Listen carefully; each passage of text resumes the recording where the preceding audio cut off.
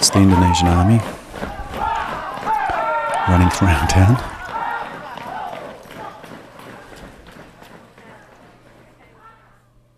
I met somebody who met somebody who met somebody who knew of a meeting going on of independence, pro-independence people who were worried for their safety, and we were invited to talk to them in a banana grove. It was actually a meeting of leaders from quite a wide area. People who come up to 40 or 50 kilometres apparently. And I wasn't going to film at first because it was possibly dangerous for these people, but then in the end they actually asked me to film, so I got a few shots of the people.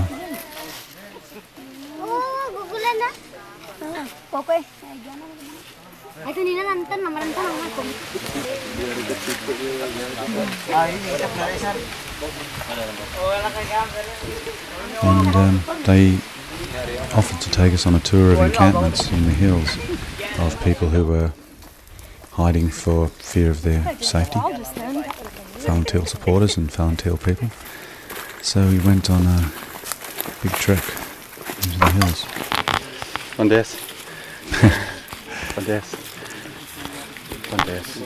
Shook hands with everybody in the camp. Either that or I just barged in on a soccer game.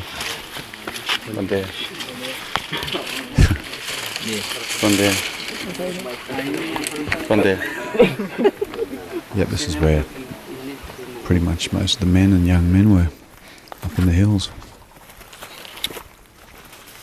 living in fairly basic living conditions, to say the least.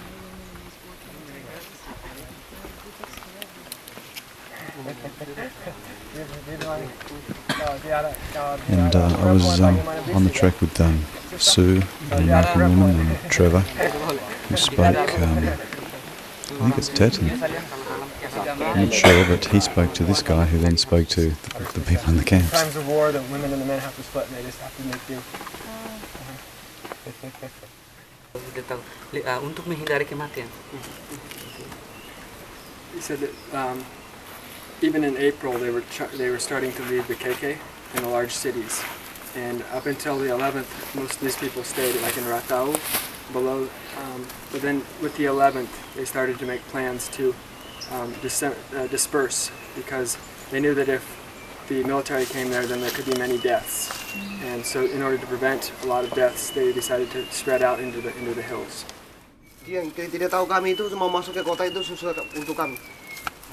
They already know how to vote, they know about the election. The problem is that they don't know about approaching the village, or approaching the KK and getting there. He says they're still afraid to go into the town to vote, and he knows this is their opportunity. He knows that this is very important.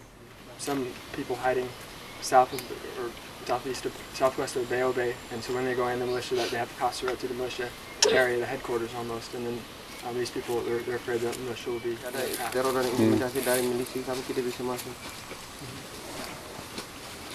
On the 30th, there's still terror and intimidation by the militia. They won't be able to go into the town. If we think that there's lots of militia and lots of military, we think the situation's bad, he said it's going to be just better for us to stay here and not go. Maksudnya mereka lari itu menghindari supaya merdeka. All of their efforts have been for independence, and that's been everything people have wanted.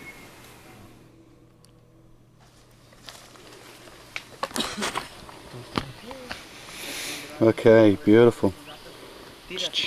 Photo.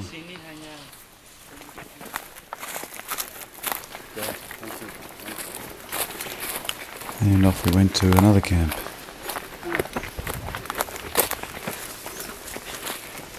It was very hot, but still green.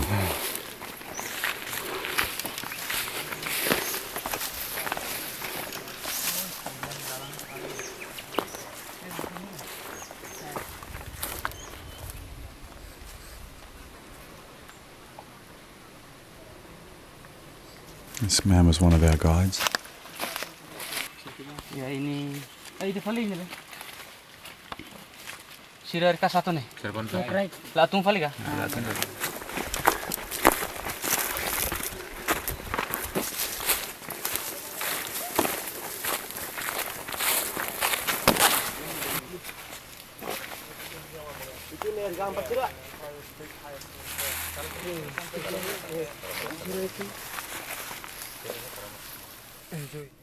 More men and young men. Mereka adalah takut apakah nanti mereka turun ke kota itu tidak ada teror, intimidasi, ancaman. Ini mereka masih 30.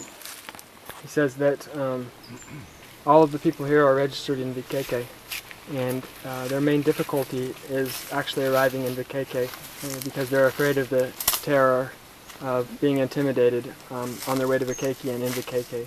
He said that if the Indonesian police were actually neutral, or if they were definitely neutral, they wouldn't feel so afraid and terrored and intimidated. So because of that, they have very little confidence in the security.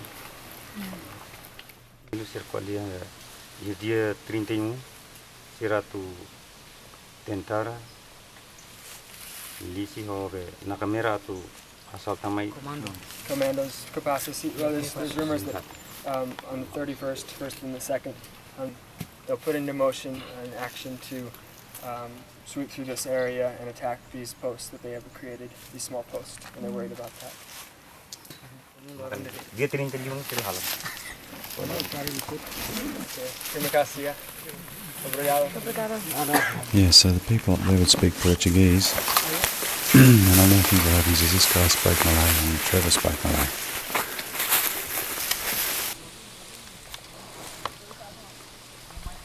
And then the last encampment. Hi, I'm Susan. I'm an accredited UN observer from the United States. And I bring the people in East Timor democracy. Begini, He was a gentleman.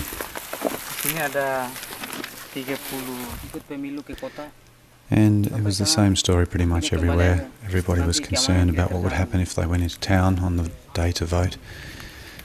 We'll go down. Yeah, this is the Would last they one. expose themselves to Okay. security Terima risk? kasih ya. Dalam sini. Dalam sini. Kemarin katanya kalau sampai dia.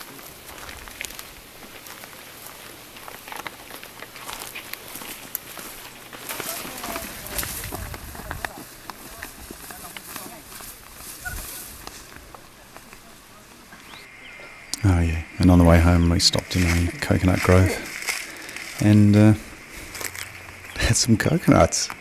That's excellent. What do you do? Crossed himself. This guy just free climbed up an enormous tree. The camera doesn't do it justice, but it was so tall.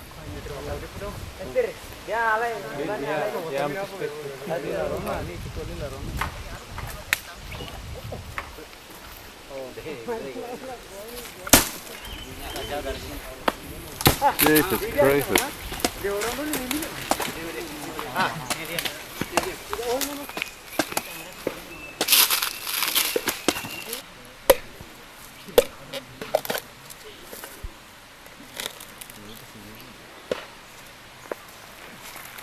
Fruits of the earth. Wow. Great, thank you very much.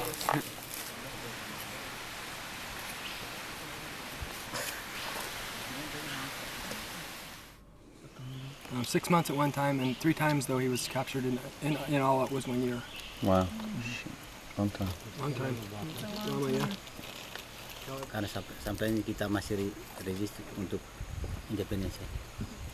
So he said, like before, the Indonesians always claim that since they've come that the people have lots of rice and lots of food, but actually before they lived better. Indonesia datang itu kita makan nasi, bukan Before 1975 they had rice too, and it wasn't the Indonesians that brought it in 1975. Indonesia dulu begini, 45 itu kita masih seperti kita ini. And way back in 1945 they had the same standard of living as they have now. It's the same life. Orang Australia di sini. Mimikran aja orang Australia di sini. Namanya John Lewis. His father, his grandfather has stories about how they helped the Australians hide in this area and move throughout this area. Yeah, that was in World War II. And the island was occupied by the Japanese from 42 to 45. And then we parted ways with our guides, and they went one way and we went the other.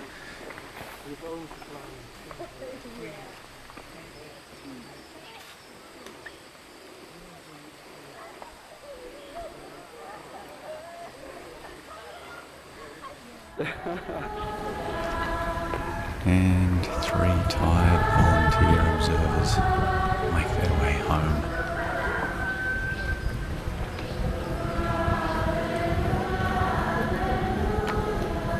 And this is a church from which came beautiful singing.